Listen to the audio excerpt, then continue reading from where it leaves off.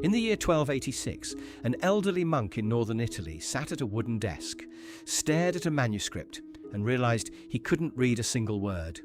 His eyes were failing. For centuries across the entire globe, this meant your career as a scholar was over. You were done. You retired to a quiet room and waited for the dark.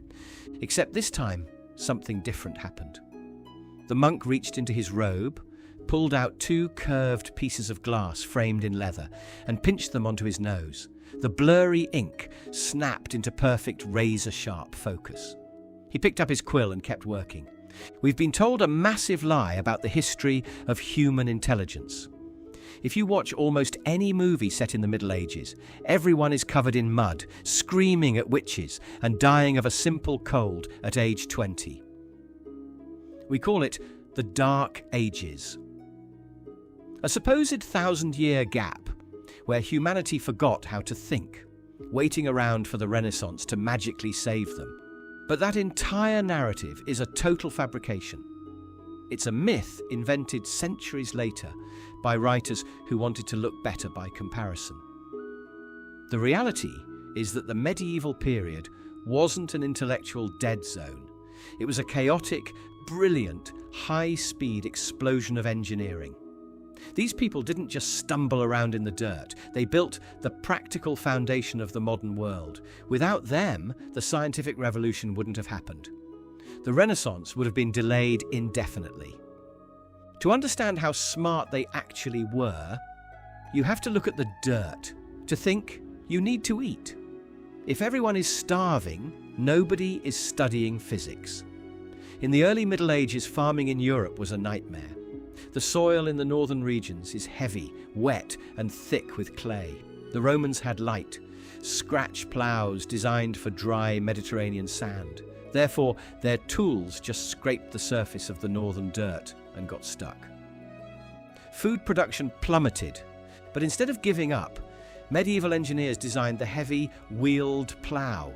This wasn't a minor upgrade. It was a massive iron beast that sliced deep into the earth, lifted the heavy clay, and flipped the soil completely over. This changed everything. It drained the wet fields and unlocked nutrients that had been trapped for thousands of years. But you can't just plough the same dirt forever, or the soil dies. Therefore, they invented the three-field crop rotation system. One field grew winter crops, one grew spring crops, and one rested. Suddenly, food production didn't just increase, it tripled. The population boomed. People finally had free time. And when humans have free time, they start tinkering.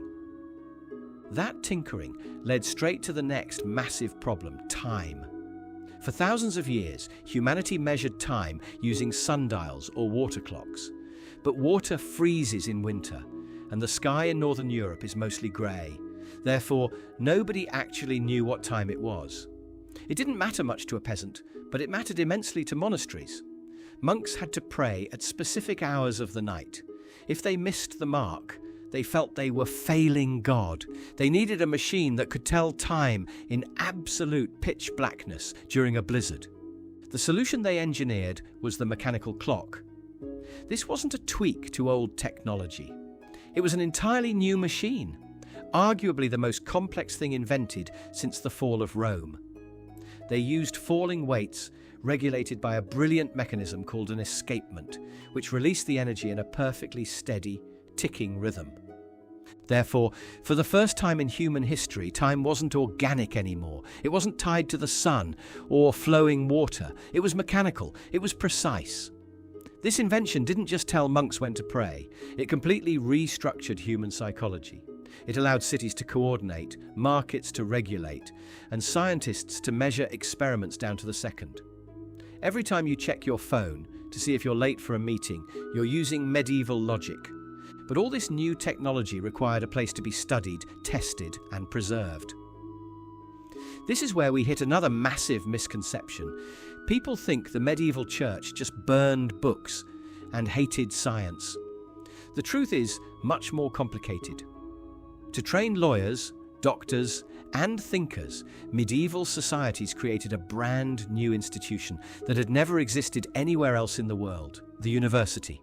Bologna, Paris, Oxford, Cambridge. All founded in the depths of the Middle Ages, and they didn't just sit around reading theology. They rediscovered ancient Greek and Roman texts, translated Arabic mathematics, and created a hyper-rigorous system of intellectual debate called scholasticism. They didn't just accept facts blindly, they forced students to argue both sides of a question using strict, systematic logic. Therefore, they created a culture of institutionalized skepticism. They laid the exact intellectual tracks that the scientific method would ride on centuries later. Which brings us to the most annoying myth of all, the idea that medieval people thought the world was flat. They didn't, not even close. Every single educated person in the Middle Ages knew the Earth was a sphere. They read ancient texts that proved it. Sailors knew it. Kings held globes as symbols of power. The myth that they thought it was flat was actually made up in the 19th century by secular writers who wanted to make historical religious figures look incredibly stupid. In reality, medieval scholars were obsessed with astronomy. They built massive cathedrals that doubled as giant solar observatories to track the precisely shifting movements of the sun and stars. Look at their industry. We tend to think of the Industrial Revolution as a 19th century invention, with coal, steam, and factories. But the first real industrial revolution happened in the 12th century, powered entirely by water and wind. Medieval engineers took the water wheel, which the Romans had barely used because they had a massive supply of cheap slave labour, and turned it into an absolute workhorse. They didn't just use it to grind grain, they attached a brilliant mechanism called a camshaft. This converted the circular motion of the wheel into a pounding vertical motion. Therefore, watermills were suddenly operating massive hammers to forge iron. They were crushing olives for oil. They were fulling cloth, tanning leather, and sawing wood. They automated labour on a scale that had never been seen on Earth. Walking through a 12th century European valley would have sounded like walking through a factory zone, with the constant, heavy thumping of automated machinery echoing off the hills. They did the same thing with glass. Their obsession with light led to the creation of stained glass windows in Gothic cathedrals. But to make those massive windows, the walls had to change. Traditional stone buildings would collapse if you cut massive holes in them. Therefore, architects invented the flying buttress. It was an external skeleton that redirected the weight of the roof outward and downward into the ground. It allowed walls to become thin, glowing sheets of glass. But you can't make that much glass without mastering the chemistry of furnaces. Through that process, they perfected the art of glass blowing, which led directly back to those eyeglasses in 1286. And eyeglasses did something incredible for the economy. They literally doubled the working lifespan of the smartest people in society. Suddenly, a craftsman, a scientist, or a professor didn't become useless at age 45 because of bad eyesight. They could work, write, and teach for another 20 or 30 years. The intellectual output of Europe skyrocketed. So why do we call it the Dark Ages? Because history is written by the people who came next. The Renaissance thinkers wanted to frame themselves as heroes reviving the light, so they painted the preceding 1,000 years as a period of absolute ignorance. It was a marketing campaign. We bought it hook, line, and sinker. But you can't build a telescope without advanced glassmaking.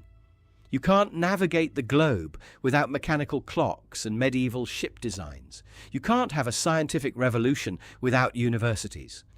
The thinkers of the Enlightenment didn't break out of a dark prison. They were standing on top of a massive, brilliantly engineered stone tower, looking out at the horizon, while completely ignoring the people who laid the bricks.